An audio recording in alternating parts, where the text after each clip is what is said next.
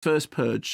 James Monaco wrote and produced the first 3 Purge movies. Here, the directorial reins go to Gerald McMurray, who made Burning Sands, for the prequel, The First Purge. So we are back at the beginning.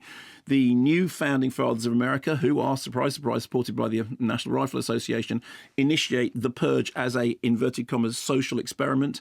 There is a sociologist who is the architect of the experiment, but it soon becomes clear that it's not an experiment at all. Actually, it's an exercise in ethnic cleansing. The first one is limited to Staten Island, specifically to tower blocks in which there are impoverished African-American community. The government clearly thinks that this underclass will turn on itself and that the rival drug gangs will, and that's what they want to use it for. Actually, what happens is that the community turns out to be much more supportive than anybody thought, and it involves bribery, corruption, and sending organised teams in to start the purge. You're angry. Yes, I'm angry. Very angry. You want to release that anger? I need to.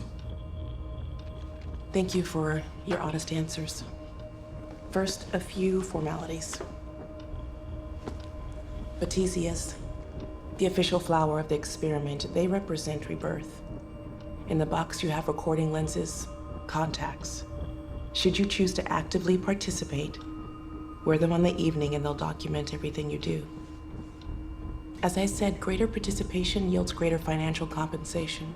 Next, we'll implant a tracking device. After that, you'll be all set, as they say, to purge. So, of course, we started Purge with, Ethan Hawke, who was just your guest just a moment ago, talking about a very, very different film. The interesting thing about the Purge movies is, I went to see this on Wednesday, 6:00 on a Wednesday afternoon, and it was absolutely rammed. There was literally not a free seat in the cinema. And it's a series which, oddly enough, seems to have found its place in Trump era America. It's a film in which there's an awful lot of kind of fairly overt politics, political satire. There are shades of John Carpenter about the way the siege stuff is done. There are, very specific nods to the current political situation. Although the weird thing is, of course, when the series started, I don't think anybody had any idea of what's happening in real life and what's happening in the Purge movies are sort of kind of doing this peculiar dance around each other.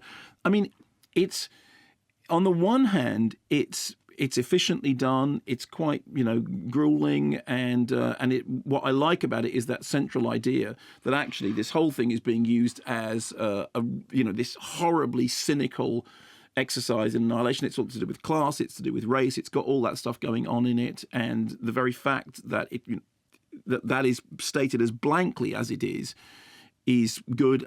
Beyond that, it doesn't do an awful lot to surprise. There is, as I said, there are shades of John Carpenter in there, but it's not on a par with, for example, Get Out in terms of its political nous. But Okay. it's solid, It's solid. It's solid. Solid as a rock. Solid as a rock.